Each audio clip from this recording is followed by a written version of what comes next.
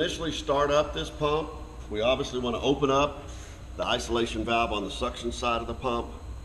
However, we recommend that you close the discharge isolation valve, because the pump is going to be set up for 70 psi and it's going to want to try and generate that pressure immediately. So we'll start off with that valve closed, and then we'll slowly open it to bring the system up to pressure.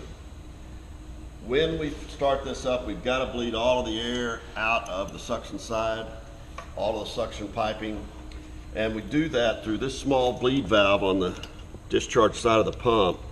Opening it up, it doesn't have to be screwed all the way, just enough. You'll hear the air bleeding out. You want to leave that open until you get a solid, steady stream of clear water. If it's spitting, allow it to continue to bleed until you get all the air out. That's simply closing that back off. Then you can start to pump up.